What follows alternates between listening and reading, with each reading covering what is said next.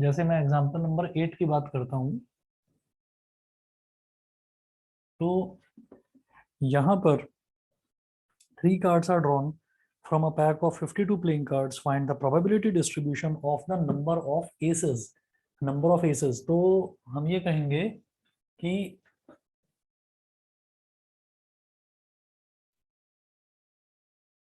3 cards are drawn. 3 cards are drawn from 52 playing cards. 52 cards में से 3 card जो है वो ड्रॉ करे जा रहे हैं, तो इसका मतलब टोटल नंबर ऑफ आउटकम्स 52 में से 3 कार्ड्स ड्रॉ करे जा रहे हैं, तो ये हो जाएगा बेटा 52C3।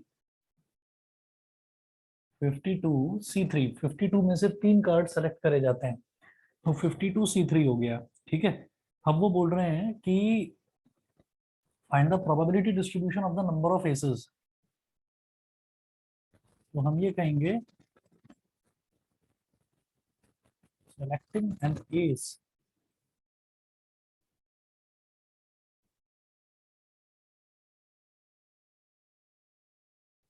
can be explained as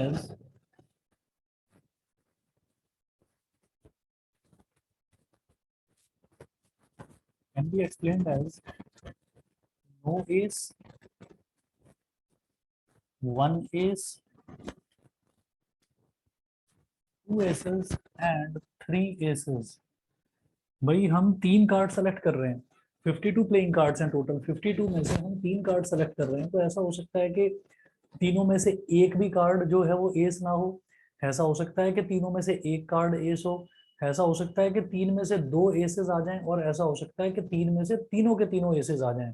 ठीक है, तो हम क्या देखना चाह रहे हैं यहाँ पर, no ace, 1 ace, 2 aces, 3 aces. तो हम ये कहेंगे क्लियरली, ये बोलेंगे कि if x is the event of selecting an ace, then x can take values 0, 1, 2 and 3। तो अगर मैं ये कहूँ कि probability of x is equal to 0, यानी कि no ace, probability of no ace, no ace का मतलब क्या है कि एक भी एस नहीं आएगा। हमको क्या करना है, हमको 3 कार्ड सेलेक्ट करने हैं, तो 52 में से 3 कार्ड सेलेक्ट करेंगे, वो तो टोटल नंबर ऑफ आउटकम्स हो गया 52C3। हमको 52 में से 3 कार्ड सेलेक्ट करने हैं, तो 52C3 हो गया। ठीक है, अच्छा, और नो एस मतलब एक भी एस ना आए, तो एक भी एस ना आए तो जो 3 कार्ड्स आएंगे वो नॉन एसेस में से आ जाएंगे। तो एस कितने होते हैं टोटल, बताएंगे अन्नत? नहीं ऐसे आई। मेरी आवाज आ रही है? Yes sir. हाँ, मैं कह रहा हूँ टोटल नंबर ऑफ एसेस कितने होते हैं 52 प्लेइंग कार्ड्स में? प्लेइंग कार्ड्स का आइडिया है? तो 4 होते हैं। 4 होते हैं। ठीक है, तो अब मुझे एक भी एस नहीं चाहिए, तो मैं एसेस में से तो सिलेक्शन कर ही नहीं सकता, मुझे नॉन एसेस में से सिलेक्शन करना है। तो जो वो 3 कार्ड्स आएंगे वो किस में से आएंगे, वो आएंगे बचे हुए 48 कार्ड्स में से, 48C3। समझ गए? Yes sir. न्यूमरेटर में आ गया 48C3, डिनोमिनेटर में 52C3। अब 48C3 मैंने लास्ट टाइम आपको बताया था, इसका एग्जांपल होता है, मतलब इसका फॉर्मूला होता है NCR is equal to n factorial upon r factorial into n minus r factorial। अरे इधर ना हमारा जो ब्लॉक है इसमें किसी की शादी है, तो ढोल बज रहे हैं, कोई प्रॉब्लम तो नहीं, आवाज तो नहीं आ रही? नहीं सर ठीक है। ठीक है, चलिए ओके। तो 48C3, तो 48C3 को किस तरह से लिखूंगा मैं, 48 factorial upon 3 factorial into 48 minus 3 factorial divide by 52c3। तो 52c3 को लिखेंगे 52 factorial upon 3 factorial into 52 minus 3 factorial is equal to 48 factorial upon 3 factorial, और 48 माइनस 3 कितना हो गया 45 फैक्टोरियल मल्टीप्लाइड बाई, अब ये 3 फैक्टोरियल मतलब ये डिवाइड था तो मल्टीप्लाई में कन्वर्ट करके इसका रेसिप्रोकल हो जाएगा। तो 3 फैक्टोरियल 52 माइनस 3 कितना हो जाएगा 52 माइनस 3 हो जाएगा 49 फैक्टोरियल अपॉन 52 फैक्टोरियल। अब इसको थोड़ा सिंप्लीफाई कर लो आप, तो ये हो जाएगा हमारे पास 48 factorial upon 3 factorial into 45 factorial multiplied by 3 factorial into 49 को 49 ही रहने दो, और डिनोमिनेटर में 52 फैक्टोरियल है तो इसको क्या बोलेंगे 52 इंटू 51 इंटू 50 इंटू 49 फैक्टोरियल, ये होगा। अब यहां से ये 49 फैक्टोरियल कैंसिल आउट हो गया, सेम काम इधर करेंगे 48 इंटू 47 इंटू 46 इंटू 45 फैक्टोरियल। अच्छा, इस 3 फैक्टोरियल से 3 फैक्टोरियल कट गया, अपॉन में 45 फैक्टोरियल, तो 45 से 45 कट गया, multiply by 1 upon 52 into 51 into 50, ये हो गया। ठीक है, अब जरा देखते हैं कि 13 4 जा होता है 52, तो 4 13 जा 52 और 4 12 जा 48, 47 और 51 तो डिवाइड होगा नहीं, 2 23 जा 46 और 2 25 जा 50। ठीक है, और तो 51 17 के टेबल में आता है, लेकिन और तो डिवाइड हो नहीं रहा है, तो ये हमारे पास आ जाएगा 12 into 47 into 23 upon 13 into 51 into 25।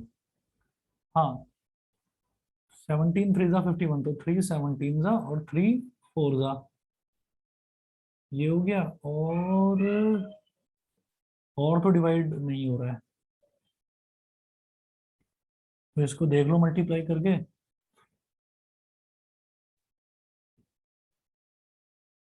23 into 47, 7 3 जा 21, 2 कैरी, 7 2 जा 14 और 2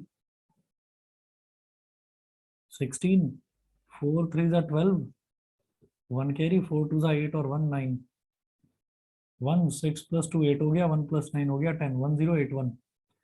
1081 तो आ गया 23 इंटू 47 मल्टीप्लाई बाई 4 करेंगे, 4 1 जा 4, 4 8 जा 32, इधर 3 आ गया, 4 1 जा 4, 4 3 2 4 अपॉन 13 7 जा 91, 13 7 जा 91, 13 1 जा 13, 13 1 जा 13 और 9 कितना हो गया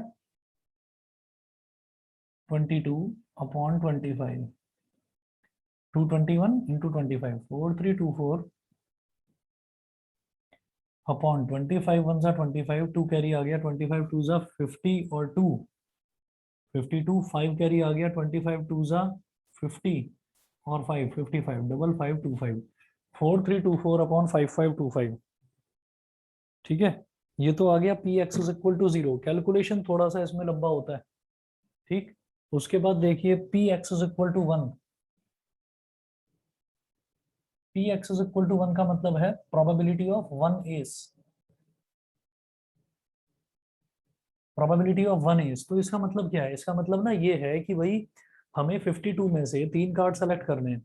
अब उनमें से ना केवल एक तो एस आता है, लेकिन बाकी के जो 2 हैं वो क्या आएंगे, वो नॉन एस आएंगे। तो इसको किस तरीके से करेंगे खुद देखिएगा।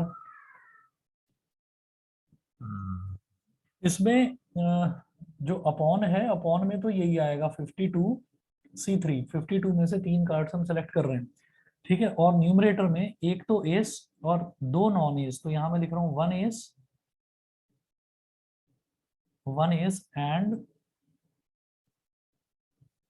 1 ace and 2 non aces, 1 ace and 2 non assess.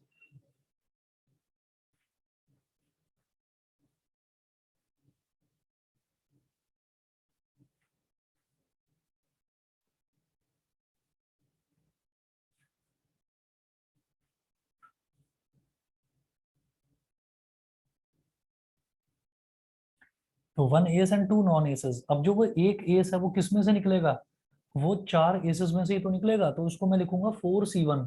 ये तो हो जाएगा न्यूमरेटर में 4C1। एंड जब भी एंड आता है तो मल्टीप्लीकेशन का साइन आ जाता है, तो यहाँ आ गया मल्टीप्लीकेशन का साइन। ये जो 2 नॉन एसेस निकलेंगे, ये नॉन एसेस में से ही तो निकलेंगे। तो नॉन एसेस कितने हैं टोटल, 48। तो 48 में से 2 सेलेक्ट करने हैं इस बार, 48C2। और अपॉन में ये है ही 52C3। मेरी बात समझ में आ गई? Yes sir. ठीक है। अच्छा, अब 4C1 को क्या लिखेंगे, 4 factorial upon 1 factorial into 4 minus 1 factorial multiply by 48C2। 48C2 क्या होगा, 48 factorial upon 2 factorial multiply by 48 minus 2 factorial. ठीक है, ये तो हो गया न्यूमरेटर, डिवाइड बाई 52C3। तो ये क्या हो गया, 52 factorial upon 3 factorial into 52 minus 3 factorial is equal to, अब न्यूमरेटर में 4 फैक्टोरियल है, इसको मैं लिखूंगा 4 इंटू 3 फैक्टोरियल। बस इतना करके रुक जाएंगे, 1 फैक्टोरियल लिखने की जरूरत नहीं, 1 फैक्टोरियल तो 1 ही होता है। और 4 माइनस 1 कितना हो गया, 3 फैक्टोरियल मल्टीप्लाई बाई 48 फैक्टोरियल को हम लिखेंगे 48 into 47 into 46 factorial upon 2 factorial का मतलब होता है 2 इंटू 1 मल्टीप्लाई बाई 48 माइनस 2 कितना हो गया, 46 फैक्टोरियल। मुझे दिखाई दे रहा था कि डिनोमिनेटर में 46 फैक्टोरियल बनेगा, इसीलिए मैंने 48 फैक्टोरियल को 48 इंटू 47 इंटू 46 फैक्टोरियल पर लाकर रोक दिया। डिवाइड बाई 52 फैक्टोरियल को लिखेंगे 52 into 51 into 50 into 49 factorial upon 3 factorial को लिखेंगे 3 into 2 into 1 multiply by 52 minus 3 कितना हो गया, 49 फैक्टोरियल। 49 फैक्टोरियल से 49 फैक्टोरियल कैंसिल आउट हो गया, 3 17 जा 51 हो गया, और 2 25 जा, ये एक काम करो, इस 50 को तो एज इट इज रहने दो, 2 26 जा 52, ये ज्यादा बेटर है। यहाँ 3 फैक्टोरियल से 3 फैक्टोरियल कट गया, 46 फैक्टोरियल से 46 फैक्टोरियल कट गया, और 2 24 जा हो गया 48। ठीक है, अब इधर देखेंगे तो ये बन जाएगा 4 इंटू 24 इंटू 47, 4 इंटू 24 इंटू 47। ठीक, और डिनोमिनेटर इसका कुछ भी नहीं है, और डिवाइड बाई की जगह ये हो गया मल्टीप्लाई बाई, रेसिप्रोकल कर दीजिए, रेसिप्रोकल करेंगे तो इसके डिनोमिनेटर में कुछ भी नहीं बचा, तो 1। और ये जो न्यूमरेटर था इसका डिनोमिनेटर बन जाएगा, तो 26 इंटू 17 इंटू 50, ये हो गया। ठीक है, अब डिवाइड करते हैं, तो 2 2 जा 4 और 2 13 जा 26। ठीक है, और 2 25 जा 50। और देखिए और कुछ भी डिवाइड अब हो नहीं रहा है, तो अब क्या करेंगे,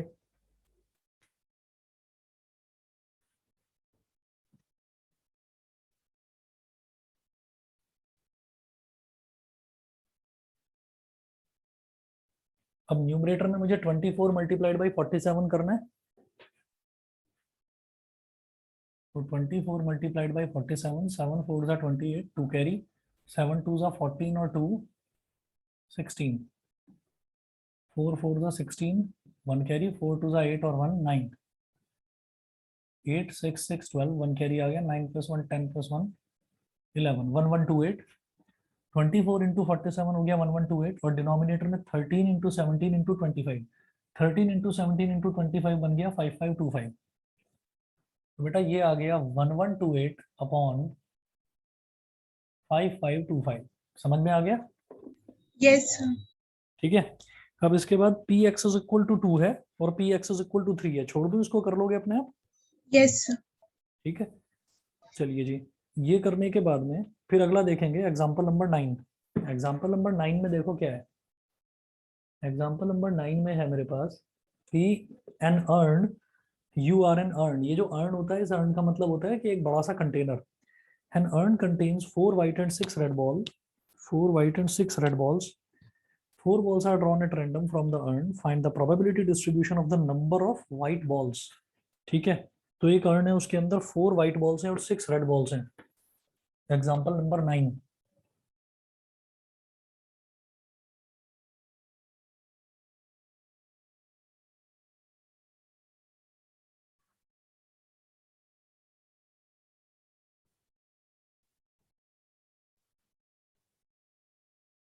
four white and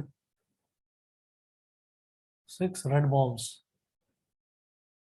4 white and 6 red balls। तो आप एक कंटेनर बना लीजिए।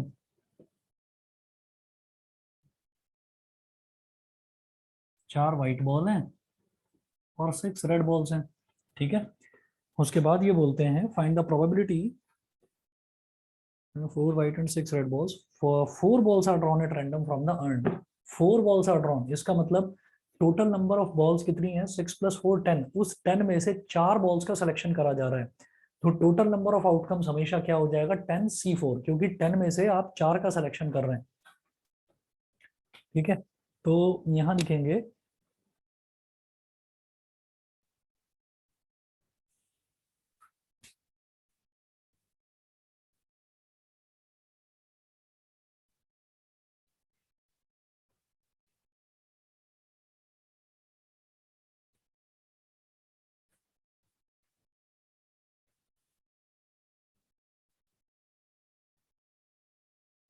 Total number of outcomes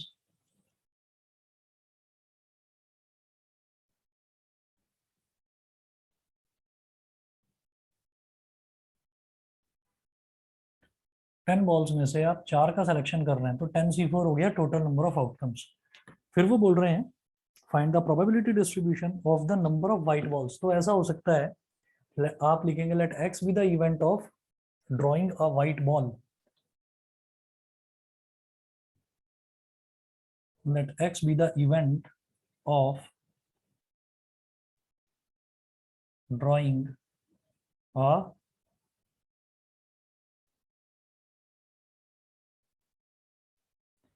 let x be the event of drawing a white ball।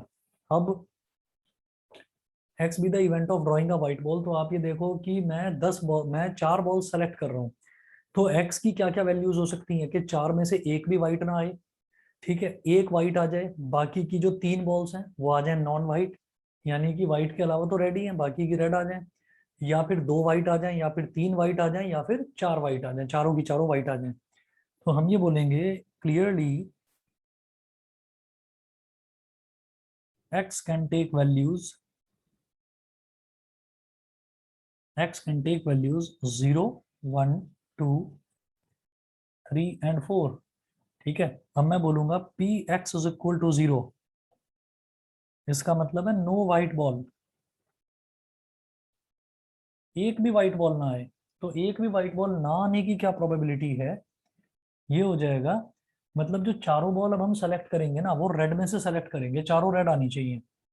तो रेड कितनी है, 6, तो चारों की चारों बॉल रेड में से सेलेक्ट हो, 6C4 upon 10C4, 6C4 upon 10C4। इसको सॉल्व कर लो।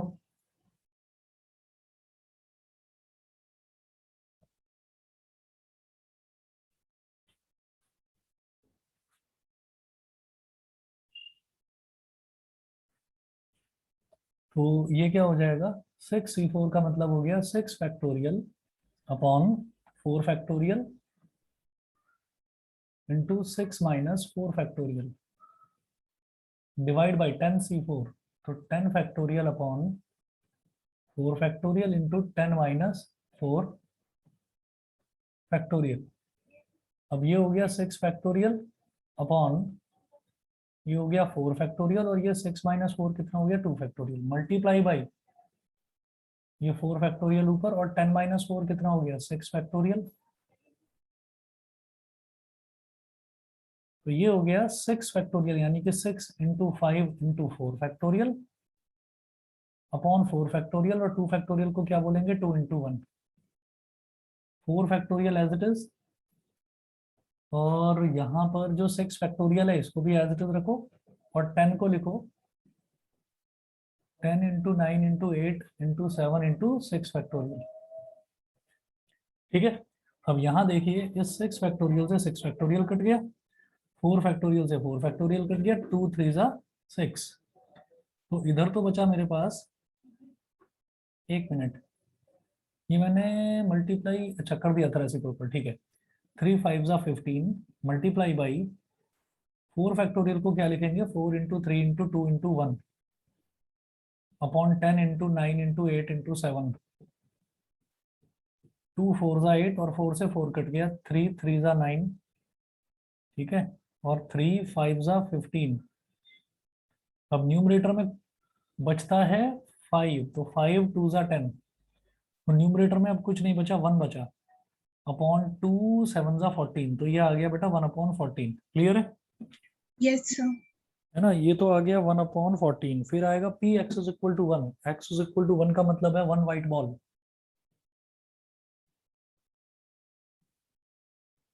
1 वाइट बॉल, लेकिन बॉल तो 4 सेलेक्ट करी जा रही हैं, तो बाकी की 3 जो है वो रेड बॉल्स होंगी, and 3 red balls, 1 white ball and 3 red balls. ठीक है, तो फिर वही डिनोमिनेटर तो सेम रहने वाला है हमारा 10c4। एक वाइट बॉल है, तो वो जो वाइट बॉल है वो एक सेलेक्ट करी जा रही है, कितने में से 4 है ना वाइट, तो 4c1। एंड का मतलब होता है मल्टीप्लीकेशन। 3 रेड बॉल सेलेक्ट करी जा रही हैं, कितनी रेड बॉल्स हैं टोटल 6, 6 में से 3 सेलेक्ट करी जा रही हैं, 6c3। अब 4c1 का मतलब हो गया 4 factorial upon 1 factorial into 4 minus 1 factorial multiply by 6c3, ये क्या हो जाएगा 6 factorial upon 3 factorial into 6 minus 3 factorial bracket close divide by 10c4, तो 10c4 को क्या बोलेंगे 10 factorial upon 4 factorial into 10 minus 4 factorial, ये हो गया हमारा ब्रैकेट क्लोज। अब जरा देखिएगा क्या करना है, अब वही है सिंप्लीफिकेशन है इसका। ये पहले ब्रैकेट में इधर आ गया 4 फैक्टोरियल अपॉन 1 फैक्टोरियल का मतलब तो 1, और 4 माइनस 1 मतलब 3 फैक्टोरियल, तो ऊपर जो 4 फैक्टोरियल है इसको लिखो 4 इंटू 3 फैक्टोरियल, नीचे 3 फैक्टोरियल मल्टीप्लाई बाई, अब यहाँ 6 फैक्टोरियल है तो 6 को लिखेंगे 6 into 5 into 4 into 3 factorial upon 3 factorial into 3 factorial, इस 3 फैक्टोरियल से ये 3 फैक्टोरियल, इस 3 फैक्टोरियल से ये 3 फैक्टोरियल कैंसिल आउट हो गया, ब्रैकेट क्लोज, डिवाइड की जगह लिखो multiply, 4 factorial 6 factorial upon 10 factorial.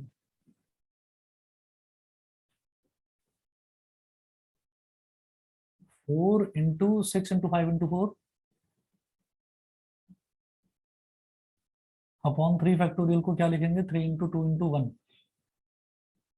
3 2 जा 6, ये पूरा 6 कट गया, मल्टीप्लाई बाई ये 4 फैक्टोरियल है, ये 6 फैक्टोरियल है, और 10 को क्या लिखेंगे 10 into 9 into 8 into 7 into 6 factorial, 6 factorial से 6 फैक्टोरियल कैंसिल आउट हो गया। ठीक है, और 4 2 जा 8, 2 2 जा 4, 2 5 जा 10, 5 1 जा 5। यहाँ कुछ भी नहीं बचा, ये पूरी तरह से खत्म हो गया, इधर बचा 1 मल्टीप्लाई बाई इस 4 फैक्टोरियल को लिखेंगे 4 इंटू 3 इंटू 2 इंटू 1 अपॉन यहाँ क्या बचा 9 इंटू 7, 3 3 जा 9, तो ये हो गया 4 2 जा 8 अपॉन 21। बताइए समझ गए? yes sir, ठीक है, तो देखिए ये इसी तरीके से होंगे, बाकी के छोड़ दूं अगले पार्ट्स जो हैं, x is equal to yes 2, sir, x is equal to 3, x is equal to 4, वो मैं छोड़ रहा हूँ। ऐसे ही एग्जाम्पल नंबर 10 भी मैं छोड़ रहा हूँ। ठीक है, एग्जाम्पल नंबर 11 जो है, एग्जाम्पल नंबर 11 देखेंगे। बस 1 मिनट रुकिए, मैं पानी पी रहा हूँ जरा, 1 मिनट रुको।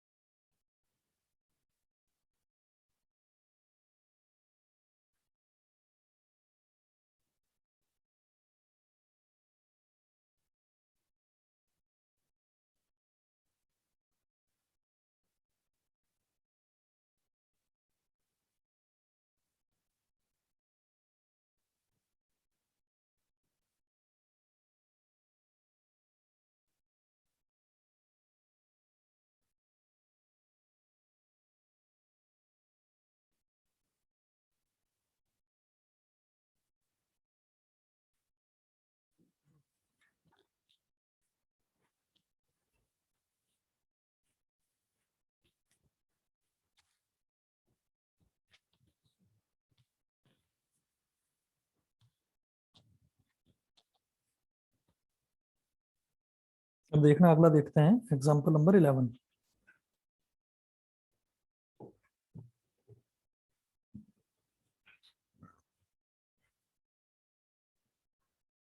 क्या अपने आप देख लेना, हो जाएगा।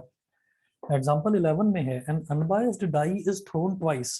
Unbiased die is thrown twice, unbiased मतलब फेयर डाई है, मतलब उसमें 1 से लेकर 6 तक आने के चांसेस इक्वल चांसेस हैं। ठीक है, मतलब बिल्कुल सही डाई है वो। Find the probability distribution of the number of sixes. Find the probability distribution of the number of sixes. तो हम ये कहते हैं कि 6 आने के क्या क्या चांसेस हैं। ठीक है, अच्छा, एक डाई है उसको 2 बार फेंका जाता है, तो हम ये कहेंगे कि यहां पर ऐसा होता है कि late x be the event of getting a 6. Let x be the event of getting a 6. अब हम ये कहेंगे कि इसमें क्या होगा कि क्लियरली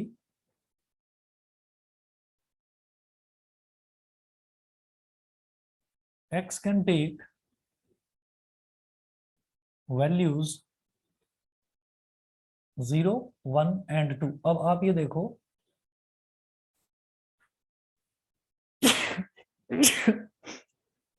सॉरी, यहाँ पर 0, 1 और 2 ये 3 वैल्यूज हो सकती हैं x की। अब x की जो ये 3 वैल्यूज है ना, इससे क्या समझ में आता है, देखो यहाँ पर कोई सिलेक्शन तो हो नहीं रहा, हमने किसी चीज को सेलेक्ट नहीं करना है, कोई भी चीज हमें सेलेक्ट नहीं करनी है यहाँ पर। तो जब हम ये कह रहे हैं कि हमें कोई चीज सेलेक्ट करनी ही नहीं है, तो फिर हम क्या देखेंगे, हम ये देखेंगे कि जैसे मान लीजिए हमने डाई को फेंका, तो डाई फेंकने पर ऐसा हो सकता है कि पहली वाली जो थ्रो है उस पर भी कोई 6 ना आए। ठीक है, हमने फिर से डाई को फेंका, दूसरी वाली थ्रो है उस पर भी कोई 6 ना आए, ऐसा हो सकता है। तो इसका मतलब क्या है कि नो 6, 0 का मतलब ये नो 6, 1 का मतलब क्या है कि पहली बार डाई को फेंका तो 6 ना आए, लेकिन दूसरी बार डाई को फेंका तो 6 आ गया। ठीक है, अच्छा, या फिर एक कंडीशन ये हो सकती है कि हमने डाई को फेंका, पहली बार 6 आ गया और दूसरी बार 6 नहीं आया, मतलब कुल मिलाकर दो केसेस बनेंगे कि या तो पहली बारी में 6 आ जाए और दूसरी बारी में 6 ना आए, या फिर पहली बारी में 6 ना आए और दूसरी बारी में 6 आ जाए। ठीक है, तो वो हो गया 1/6 की प्रोबेबिलिटी। और 2/6 की प्रोबेबिलिटी ये है कि पहली बार भी 6 आ गया और दूसरी बार भी 6 आ गया। समझ गए कि नहीं? Yes, sir. Clearly x can take value 0, 1 and 2। तो px इज इक्वल टू 0 का मतलब है कि no 6 in first throw, no 6 in first throw and no 6 in second throw।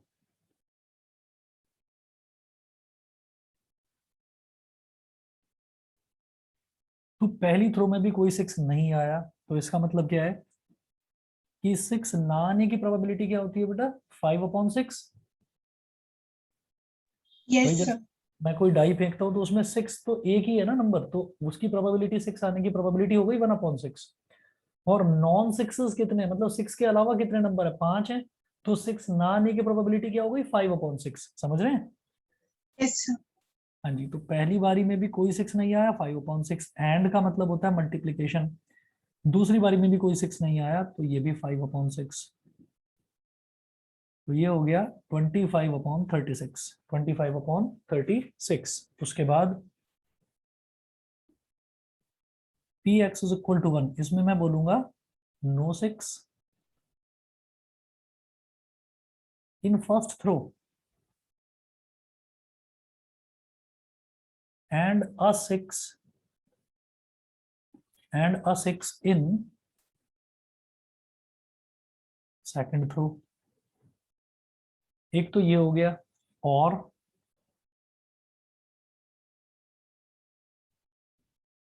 a 6 in first throw and no 6 in second throw।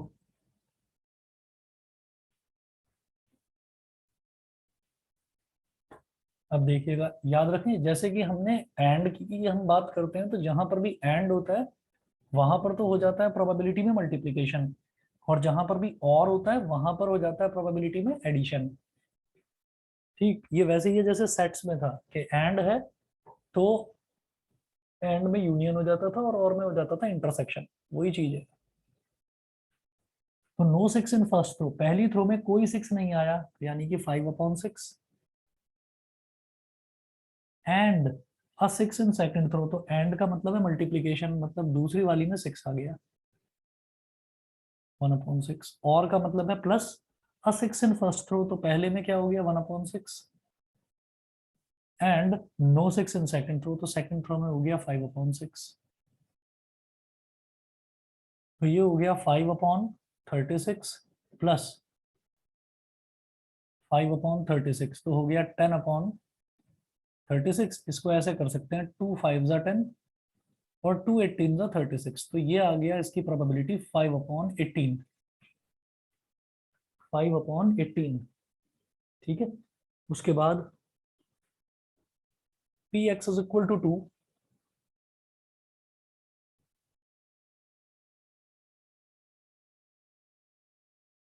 X is equal to 2 का मतलब है कि दोनों दोनों बारी 6 आ जाए, तो हम बोलेंगे 6 इन फर्स्ट थ्रो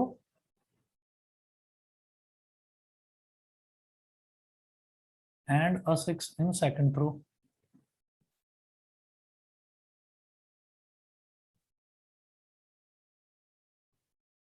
तो पहली बारी में भी पहली थ्रो में भी 6 आ जाए तो 1/6, और एंड है ना, एंड का मतलब मल्टीप्लीकेशन, दूसरी बारी में भी 6, तो 1/6 इंटू 1/6 क्या हो गया 1/36।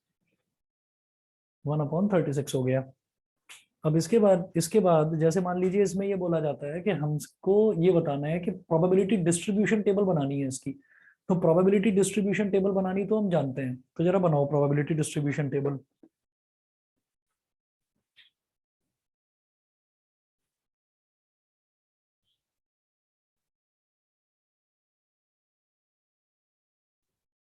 प्रोबेबिलिटी डिस्ट्रीब्यूशन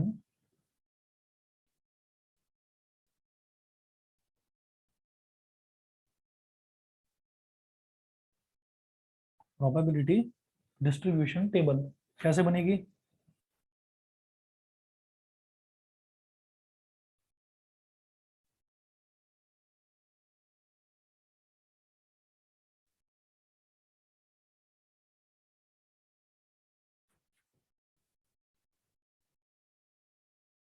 एक्स और पी एक्स, एक ये ऊपर जो मैं सेक्शन छोड़ रहा हूँ ये मैं अभी एक्स्ट्रा सेक्शन बना रहा हूँ, बताता हूँ अभी क्यों।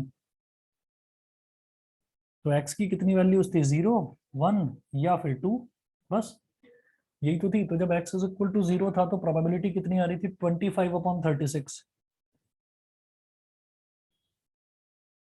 जब x इज इक्वल टू 1 था तो प्रोबेबिलिटी को 10/36 बोल दो, ताकि मतलब कोई प्रॉब्लम ना हो। वैसे कोई प्रॉब्लम नहीं है, 5/18 भी बोल सकते हो, पर मैंने इसको 10/36 बोल दिया। और जब 2 था तो कितना आ रहा है, 1/36। ये मैं क्यों कर रहा हूँ, ये मैं इसलिए कर रहा हूँ कि अगर मैं इनको सबका सम करूंगा तो सम करके जो है प्रोबेबिलिटीज का सम जो है वो 1 के बराबर आना चाहिए। 25/36 प्लस 10/36 प्लस 1/36, तो तीनों के डिनोमिनेटर सेम है, 36 है।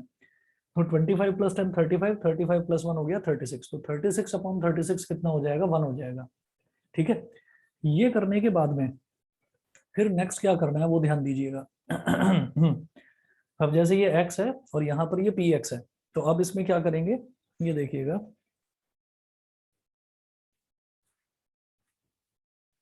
यहां तक क्वेश्चन तो हो गया कंप्लीट। अब आप एक टॉपिक लिखेंगे इसमें,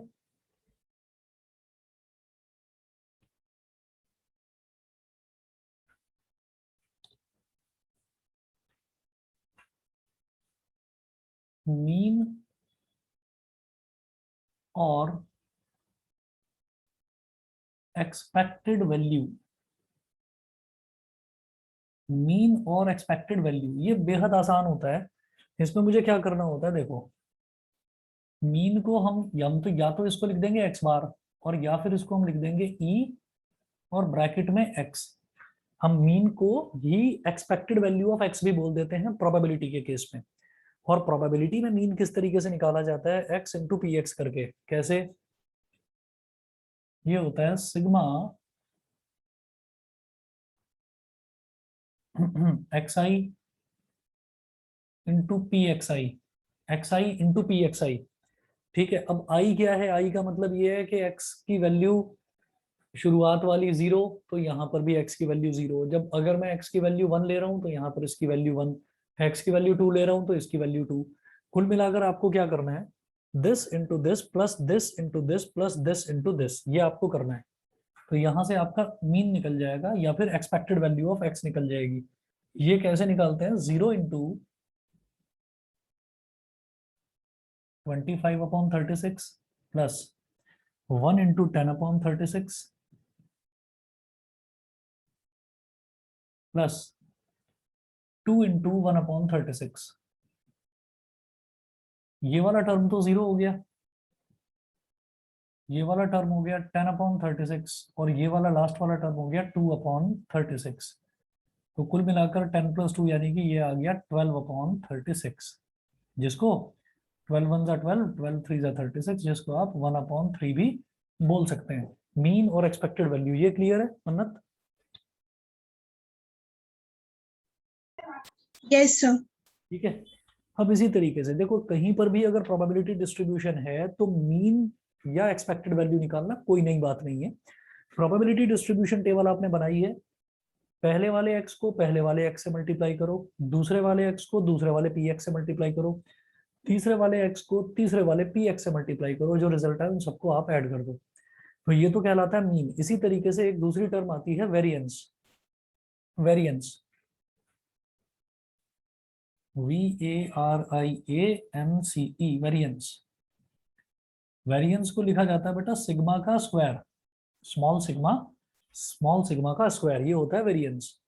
वेरिएंस कैसे निकाला जाता है, स्मॉल सिग्मा का square is equal to expected value of, bracket में लिखें x square minus expected value of x का होल स्क्वायर, ऐसे करते हैं इसको। अब expected value of x square ये कैसे निकाली जाएगी, ये देखिएगा। मैं यहां पर करूंगा एक्स स्क्वायर, जीरो एक्स क्या है 0, तो 0 का स्क्वायर क्या हो गया 0, 1 का स्क्वायर क्या हो गया 1 और 2 का स्क्वायर क्या हो गया 4। तो एक्सपेक्टेड वैल्यू ऑफ एक्स किस तरह से निकाली जा रही थी? एक्सपेक्टेड वैल्यू ऑफ एक्स निकालने के लिए मैं क्या करता था, this into this plus this into this plus this into this. तो जब expected value of x square निकालेंगे तो x square into this plus this into this plus this into this. शायद मेरी बात समझ में आ गई होगी। Yes, sir. ठीक है, तो इसको क्या करेंगे 0 इंटू 25/36,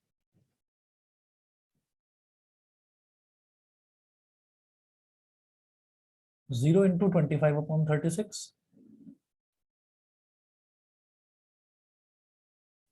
प्लस 1 इंटू 10/36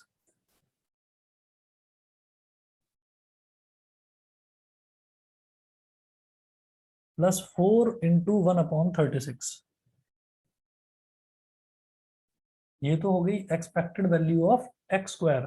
ठीक है, minus expected value of x का square. Expected value of x क्या है? एक्सपेक्टेड वैल्यू ऑफ एक्स है 1/3, तो 1/3 का ये मैं निकाल चुका हूँ, तो ये दोबारा से करके दिखाने की जरूरत नहीं है। तो इसमें हम क्या करेंगे 1/3 का होल स्क्वायर कर दिया, ये टर्म हो गई 0 plus 10/36 plus 4/36 minus 1/9।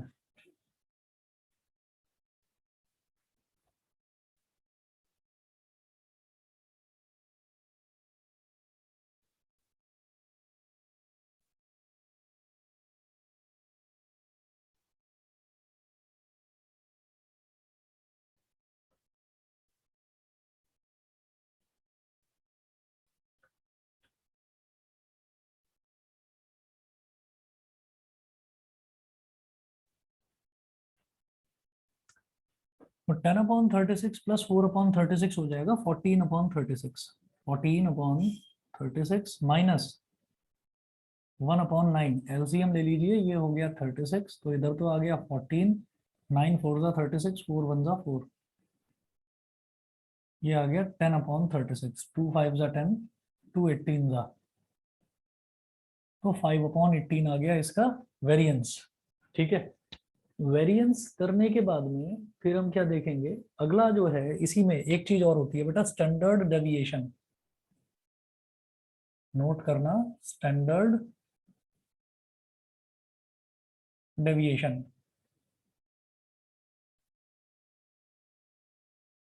Standard deviation को बोलते हैं सिर्फ सिग्मा, इसको सिर्फ सिग्मा बोलेंगे।